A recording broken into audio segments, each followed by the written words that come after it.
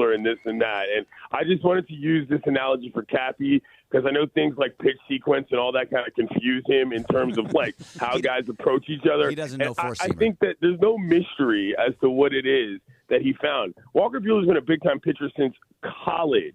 Like, that's why you picked this guy is because, number one, he can throw in cold weather. He went to Vanderbilt under Tim Corbin. They go to the College World Series all the time. I've literally seen him throw in big games long before he ever got to the big leagues. And that's like the thing about Buehler that I think is kind of underappreciated is that, they picked a big-time guy for big-time spots. And the velo thing in terms of what he does, he used to be all gas, no brakes. Now he's a little bit craftier.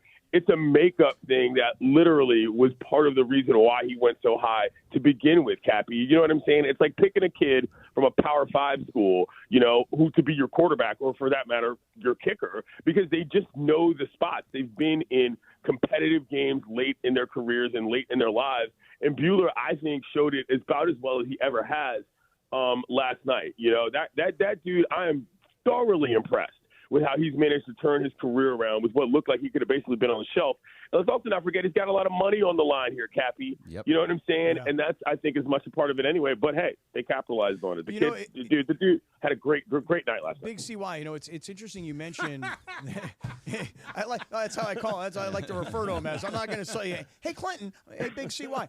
Big CY, I think that your point is actually a great one because it kind of puts the Dodgers in a little bit of a spot, right? Like where he comes through in a huge moment last night, and yet when you look back at the season and what I'll call the body of work, you're like, geez, I don't know. Do we want to sign him? Do we want to give him this big money? He is coming off of a second Tommy John. And yet on the other hand, you're like, but he's so clutch. When we had to have him, he was there. So do you pay him and reward him for what he did last night? Or are you conservative and you're like, I'm still concerned about what the season was and what his future might be?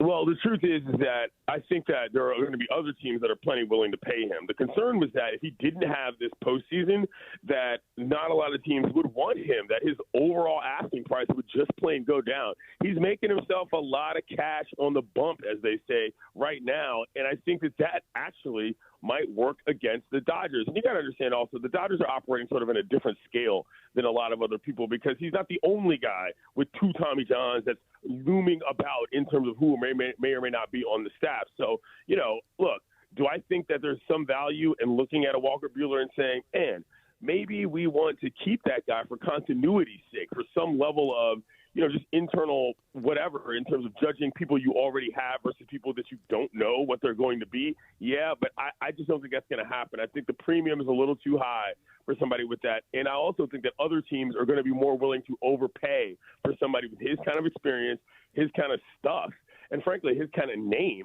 in terms of recognition. So, yeah, there's a world in which, obviously, I do think the Dodgers can take him back. I just don't know that that's the world that we happen to live in right now, even if they do win the whole thing. So I do think that they could be that team because, again, like you said, he has the two Tommy Johns that he is a 5-inning pitcher at this point in his career at 30 years old. That's kind of who he is. So our team's going to pay him a huge amount of money that he would have gotten maybe a little bit different amount of money 2-3 years ago. But now, 5-inning pitcher, two Tommy Johns, the Dodgers will bring him back. They will give him the money that he wants, maybe like a 1-year, $10 million prove-it deal, something along those lines. $10 million? Wait a second. I got to make less than Clayton Kershaw, and Clayton Kershaw doesn't even have to play? No, that was what the thought about contract was before the series. So, yeah, he probably made more. It's not going to be 110 now, but at some point they have to decide what they want to do. And I think the Dodgers are going to be the team that actually give him enough to come back and stay right here and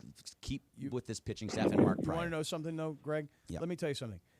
Walker Buehler saved the Dodgers' asses. Yes, he did. And let me explain what I mean by that. Big CY, I'd like to hear what you think. When you go out in the offseason and you sign Tyler Glasnow, and he's going to be one of the prize free agents in your class, and you're going to give him a ton of money, and then he winds up pitching more this year than he'd ever pitched before, and they blow out his arm, right? And he's not even around, right? And so what does Walker Buehler do? He comes in and he saves the organization from the money they spent on a guy who couldn't get to this point of the season to me, and that's one of my big arguments if I'm Walker Buehler, like, guys, I saved your ass. But on the other side, too, Dave Roberts actually and Andrew Friedman stuck with him. They didn't DFA him. They didn't put him on the 60-day out. They believed him. That's part of what makes Dave Roberts a great manager, by the way. Yeah, they believed in him and kept throwing him and let him get through his problems. Yeah, nice guy. Let him get through his problems. So that has to pay attention to that too. That has to come into all this. That Walker Buehler said, right, okay, this team believed in me. Yeah, but here's the thing. You got to also assume that he wants to come back to the Dodgers. I mean, that's not – I don't think that's a foregone conclusion in terms of, like, anything that happens. There's a lot of guys that win championships and say, you know what, I've proven it. Maybe now's my time to go somewhere else to just do something else. And also, I mean, not to get too far into this, but if you know Walker, if you've seen the way that he moves and who he is as a guy, like, I could see a scenario in which he just says, hey, my personality is a little different from this, and this is just not somewhere I want to be, mainly because – if he's already won and he's proven everything at the so-called highest level, I mean, Greg, I only think he's a 5-inning pitcher in some minds, as in Dodgers organization's minds. There's probably other teams that think they can do different things with him. Other teams that think that they can market around him in a different way. And that all comes into play. I just feel that what he's done this postseason, save them or not, Cappy, is done what ultimately, no matter how he did it in terms of pitch selection, no matter how he did it in terms of, velo, ultimately he has paid off for what he was there to do to begin with. And I just want to keep that in mind. This guy was a star before he ever got to the Dodgers in terms of baseball. And that's something to keep in mind. So for him to step up and perform and to figure out a way to do his thing, and, for the Dodgers to, whether they had faith in him or not, it's not the point. They needed him. They have all kinds of arms down. So it's all kind of worked out in that way. I feel that it's going to be closer than a lot of people think, even if they win this thing, in terms of whether or not he wants to stay at Chavez Ravine. And I don't think there's anything wrong with that.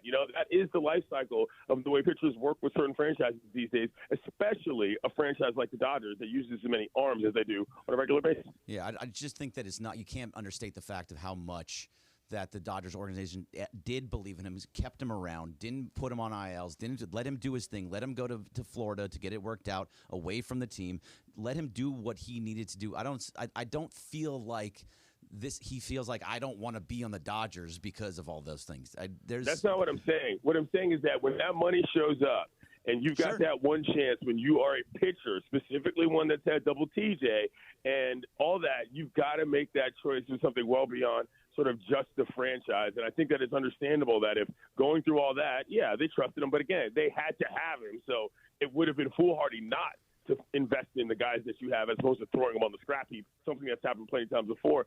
It's just not necessarily the same, especially if you win it, because there's a certain level of validation that's already happened based on the work that you already did from both sides, both the team and the players. So I actually think it's one of the more fascinating looks in terms of arms going into this free agent season. But man, last night he really – I tweeted about this at the time. I was like, it's really remarkable what his composure level is at, well beyond his physicality on the mound. And that dude has really turned around his career. And I think there's a lot of people around baseball that are just kind of proud of him. You know what I mean? Because a lot of times guys get into those situations and it's really tough for them to make it back either psychologically or from a mechanic standpoint. And he's found a way to do both. And they got a win last night that was huge for this Dodgers franchise. Live from New York, the Big C.